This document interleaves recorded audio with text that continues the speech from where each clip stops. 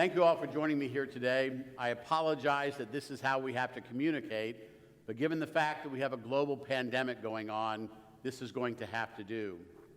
A year and a half ago, when my dad was diagnosed with cancer, I wrote to the Archbishop and I asked that he would keep me here in place at Corpus as my dad walked his last weeks and months here on earth. The response I got from the Archbishop was very gracious. I was allowed to stay here, and because of the incredible staff that I have and the great leadership teams and councils of this parish, I was able to spend some pretty good quality time with my pops. So here we are. It's been 16 years since I've been at Corpus Christi, and we're going to have a change in pastor. Now, before I move on to my next assignment, I asked for and was granted a year's sabbatical. And during that sabbatical time, I am going to be able to spend some time reflecting on my time here at Corpus. I'll have some time to compile my homilies into a collection, which is something I've really wanted to do for a while, and I'll enroll in a couple different sabbatical programs. I've spent half of my priesthood here in Lawrence, Kansas, and I can't tell you how blessed I feel that it was with you all to be my community. The bishop was very gracious in allowing me this time, and I'm very grateful to him. But I'm equally grateful to each one of you for the love that you offer me and for the support that you give me. So I've invited Dr. Phil Moriano, a parishioner and great friend of mine, to ask me some questions so we can get out all the information that you might be wanting to know about this move and about this sabbatical. So I'm going to turn it over at this point to Phil. Sir, have at it. This is a time of joy for you in the parish. Anytime a pastor leaves, it's a change. But why should this time be full of joy and gratitude?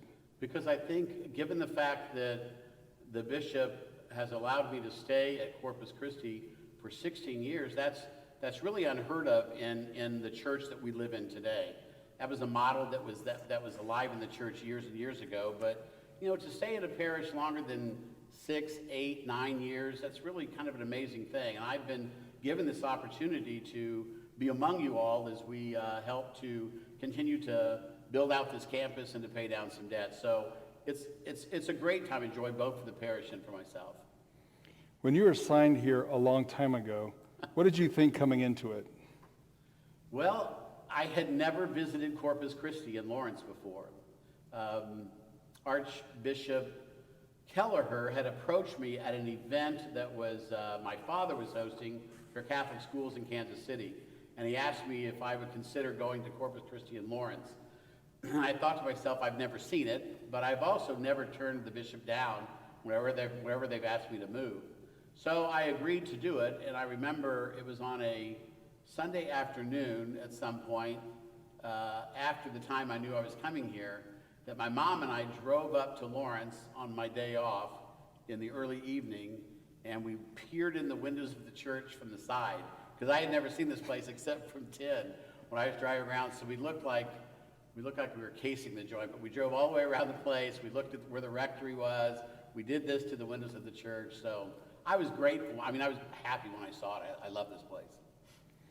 Looking back on the last 16 years you've been here, other than grilling on my deck and maybe a Jeep ride in the snow, can you tell us some of your favorite memories? I think they have to do mostly with some of the big celebrations that we have. I think when we celebrated our Jubilee, and that was kind of a year's worth of celebrating the art and architecture of the church.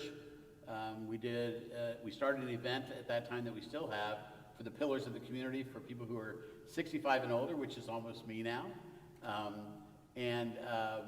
That was really an incredible time. I think when we graduated our first 8th grade class, that was a pretty special moment when we, first time we put shovels in the ground, which was to build the gymnasium. That felt pretty momentous. Easters and Christmas here in this church and in this parish are unlike any other place I've ever been, so those would be among them. What is the iconic image you think of when you think of the Corpus campus? Well, so for many years, before I moved right here behind the church, before the rectory was moved there. I lived over next to where the old church was at Harvard and Castle.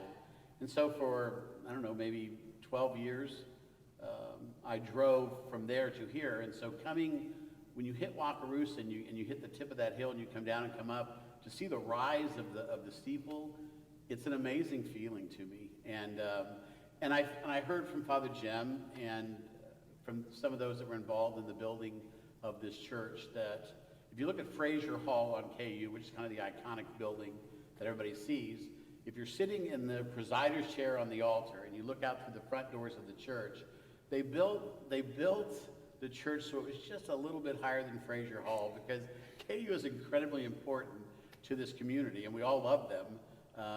But they kind of wanted to make the point that the church is just a little bit more important. So I think the steeple and being able to look out the front doors of the church when I'm up in the sanctuary. What is your favorite feature of the church? One of my favorite features in the church happens to be the baptismal area, not just the font itself, but the fact that Father Jim and the crew that surrounded him decided to put a whole baptistry on the edge of the church. And that follows the custom of many European churches. You have to come through the font in order to join the community. And so rather than have holy water fonts all over the place in the church, everybody walks through, puts their hand in there. And there's a cupola that's built up over it. There's a beautiful light hanging that's above it. It's an amazing feature that could easily have been left out in this church or made much smaller and still have been beautiful. But they made it a primary symbol that all of us go through those waters to get into that church. And that's an amazing thing. We have such a beautiful church. How did it all come about? Well, some incredibly brilliant people over 20 years ago sat down and put together a whole plan for what they want the campus to look like. And when they took to the task of building this church, they did some pretty unique things. One of them being that they took dust from the Colosseum and put it underneath the altar. They took water from the River Jordan and put it underneath the baptismal font. They didn't call in order statues from a religious goods store. They didn't call up somewhere and say, send us a set of Stations of the Cross. They engaged artists throughout the state and surrounding areas.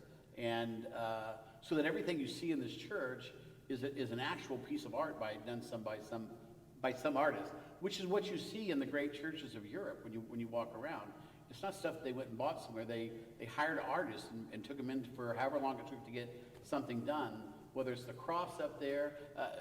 One of the latest things is the mosaic behind us here. We've always engaged real artists to do that kind of work. Some of the last things that we're doing now are the stained glass windows in the commons area, the mosaic on the outside of that building. But even when we put the education center piece together there, we had an artist come and do that too. That's some of the most amazing stuff that I think happened around here. The other thing that I think I was most nervous about when I kind of looked at this master plan is we had a capital campaign and decided to build the gym and that kitchen over there.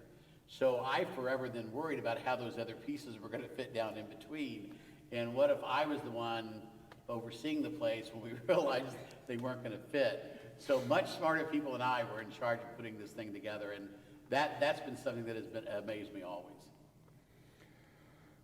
What's it been like to be able to add Monsignor to the staff here? It's been the joy of my priesthood in lots of ways. When I first got ordained, and I talk about Monsignor Spurlock a lot because he was the Monsignor when I was going up to St. Peter's. And when I first got ordained, he was living as a retired priest in the first parish I was assigned, and that was such a great blessing for us. And so when Vince got moved back here to Lawrence and decided to retire, I called him and I said, I always want to respect your retirement, but if there's stuff you still want to do, please feel free to do it here.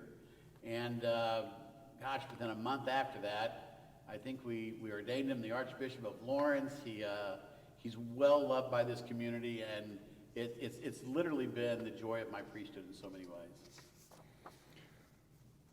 One of your greatest accomplishments must be the Parish Education Center. Aren't you amazed how that came about? Okay, it's not my accomplishment, it's the accomplishment of the people of this amazing parish. But I have been amazed by how all of that came about, and not just the fitting of all of it together, but the fact that every time we decided to stand before people and say it's time that we do another piece, people were so generous and benevolent with their time and with their money. And many of us were people who were never going to send children to that school. But the people of this parish have always understood the call that we have from God to hand the faith on to the next generation. And so that's something we all could buy into. And now we have this amazing parish school that we all call our own. So yes, I was amazed by that, and amazed also by the children that go through it. Just as a sidebar, whenever my iPhone, I can't work it out, I just got to find a 5th or 6th grader and hand it to them for a minute or two, and they got it fixed. I don't mean to put you on the spot, Right. but favorite team, Notre Dame or KU? I love the Crimson and Blue, and I love the Irish, and I don't see, like a parent, I don't like one child more than I like the other. I love them both. Good answer. When people say the parish of Corpus Christi, what comes to mind to you?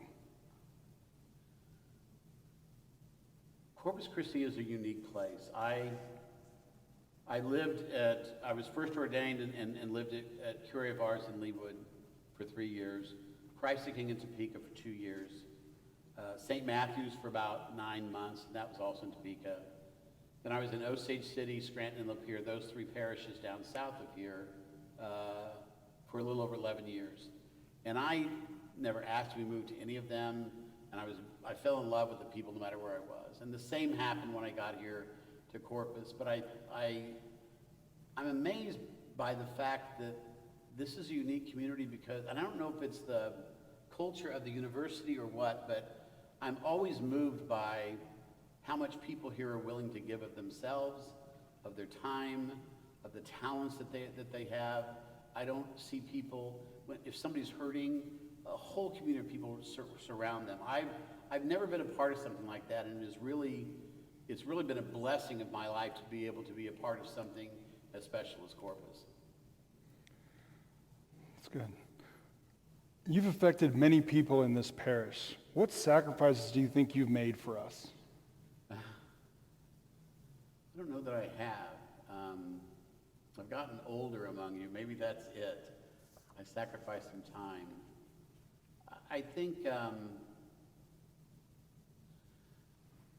think sometimes what people think when they think of priesthood, they think that it might be kind of a lonely life. And I suppose the one sacrifice that I willingly made was that I might go to a game at Free State or at Lawrence High or at Seabury and miss those games of my own nephews and nieces in Kansas City. But at the same time, I get to be a part of something called a family that is here. And they've been so gracious and loving to my own family here among us. I think that, I lost both my mother and my dad living here. And so blessed that I had people around me that just surrounded me at that time and allowed me to grieve and didn't expect me to be heroic. And I'll never forget that. I'll never forget that.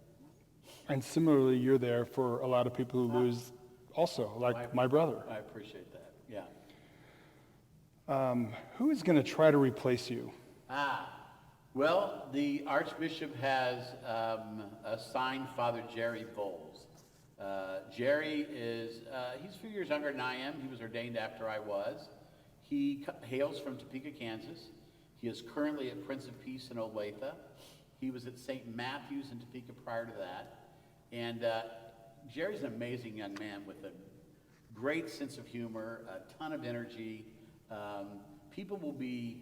You all will love him.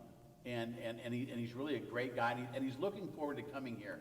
He has called me 3 times that I know of in the last 10 years saying, "Are you ready to move? I want to come there. Are you ready to move?"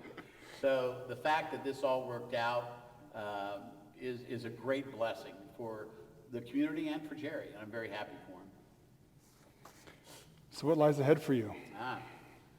Well, I hope a little time just to relax and think about, I want to be able to sort of put all of these past 16 years in perspective. I have wanted to take 30 years worth of homilies and try to find my best and compile those, mostly for myself. And I want to do some writing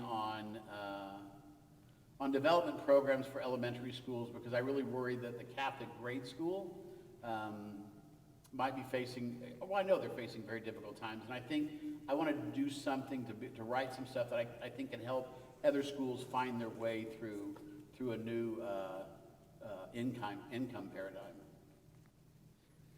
Okay. Well, this wraps up our interview. Any final thoughts? Final thoughts would be, I very much plan to stay a part of the Lawrence community. I'm not going to be moving out of Lawrence during this year. But I also am not going to live in the rectory and bother Jerry. I'm going to let Jerry move in and do his thing. I don't know that I can put into words how blessed I feel to have been here and to have been here for so long, and to be surrounded by a community that is so loving, a staff that really makes my life so much better, and by people who become great friends. I really sort of look forward to this next step and see. I'm going to see where God's taken me. That's what I've always done. So we'll see. We will certainly be missed here. Well, I appreciate that, brother. God bless.